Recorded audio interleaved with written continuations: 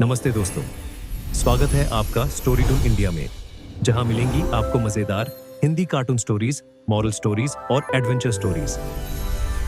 अगर आपको कहानियां पसंद है तो लाइक, शेयर और सब्सक्राइब जरूर करें। चलो अब शुरू करते हैं आज की मजेदार कहानी।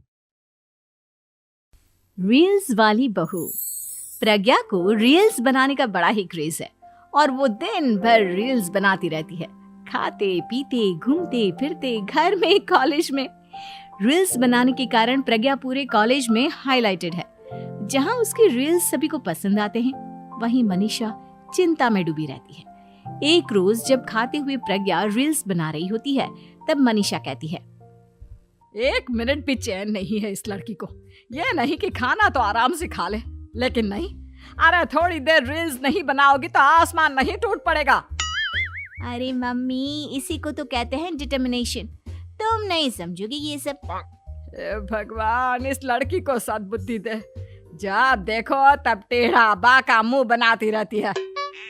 मनीषा की बात का प्रज्ञा पर जरा भी असर नहीं होता और वो खाते खाते रील्स बनाती रहती है। दिन बीतने लगते हैं और देखते देखते प्रज्ञा का कॉलेज भी खत्म हो जाता है। आए दिन कोई ना कोई मनीषा को प्रज्ञा की शादी करवाने का सुझाव दे जाता है। सब ठीक ही कहते हैं, प्रज्ञा की शादी कर देनी चाहिए। अपने घर के काम काज में व्यस्त हो जाएगी तो खुद ही ये रील्स और नाच गाना बंद हो जाएगा। मनीषा और प्रेम प्रज्ञा के लिए एक अच्छा लड़का ढूंढने लगते हैं और तभी विकी का रिश्ता प्रज्ञा के लिए आता है, जिसने प्रज्ञा को उसकी रील्स देखकर पसंद कर लिया था। अगले दिन विकी अपने माता पिता के साथ प्रज्ञा के घर पहुंच जाता है और प्रज्ञा साड़ी पहने हाथों में चाय की ट्रे लिए उनके सामने आती है। जब विकी को पसंद है तो हमें भी बहू पसंद है। बहन जी, आप बारात की तैयारी कीजिए। एक बार लड़का लड़की अकेले में बात कर ले तो अच्छा रहेगा। हाँ हाँ, क्यों नहीं। मनीषा विकी को प्रज्ञा के कमरे में भेजती है, जहां प्रज्ञा पहले से ही रील्स बना रही होती है। तभी विकी कहता है, आ गए आपके साजन जी।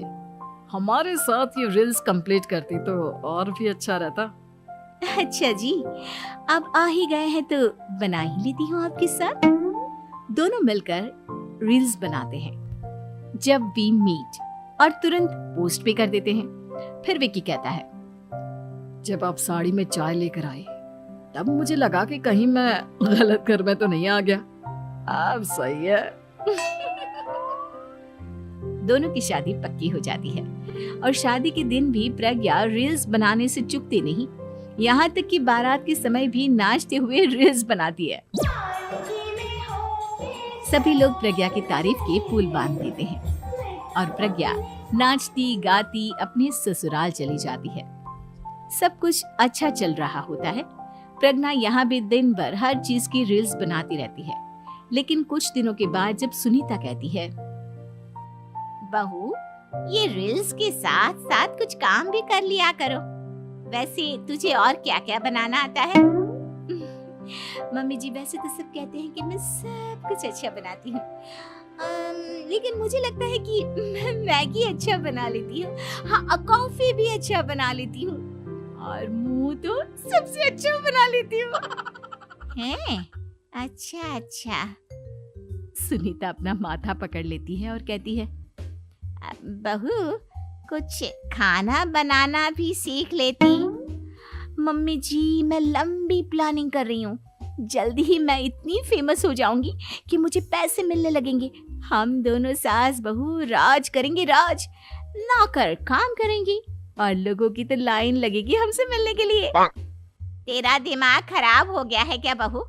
हंसी मजाक तक ठीक है, लेकिन इस तरह घर नहीं चलते। जितना जल्दी हो इस घर के तौर तरीकों को सीख लो। प्रज्ञा मुंह घुमाकर चली जाती है और तुरंत उसी वक्त एक रील बनाती है।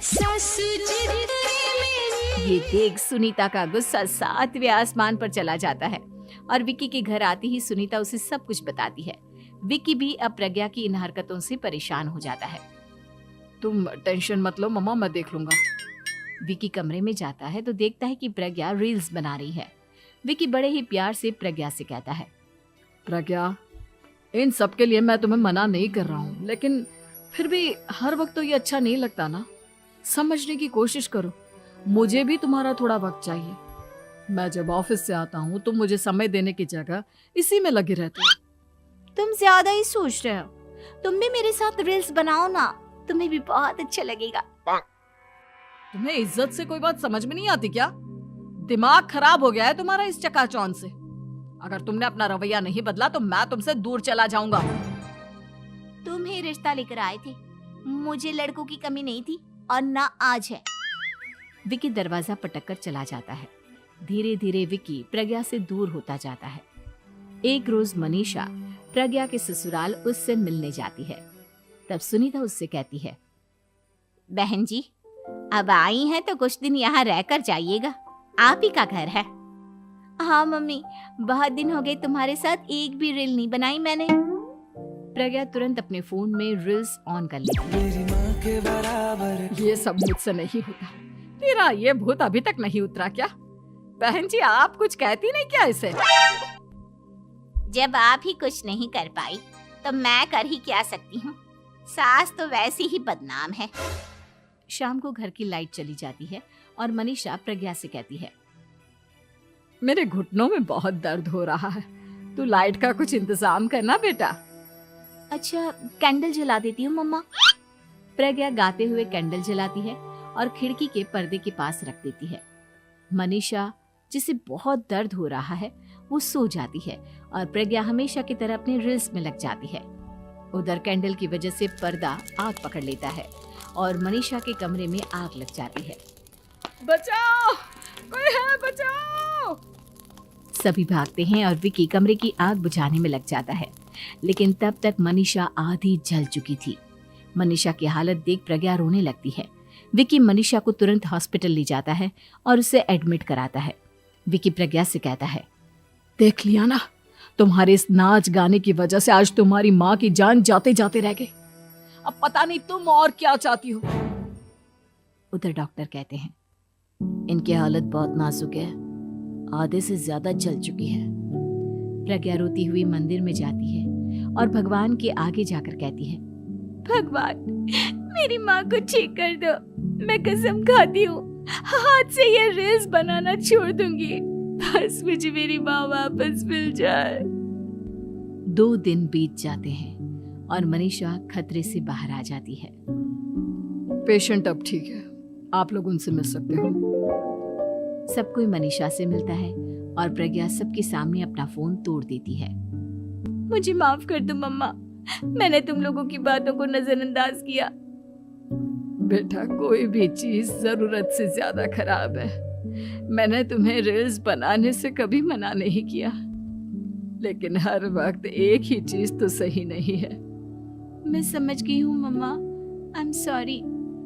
प्रज्ञा उस दिन से रील्स बनाना छोड़ देती है और पूरी तरह से अपने घर में लग जाती है। उम्मीद है कि आपको हमारी ये कहानी पसंद आई होगी। कृपया हमारे चैनल को सब्सक्राइब करें और सभी अपडेट्स के लिए बेल आइकन जरूर क्लिक करें। और हाँ, वीडियो लाइक और शेयर करना मत भूलिएगा। Bye bye.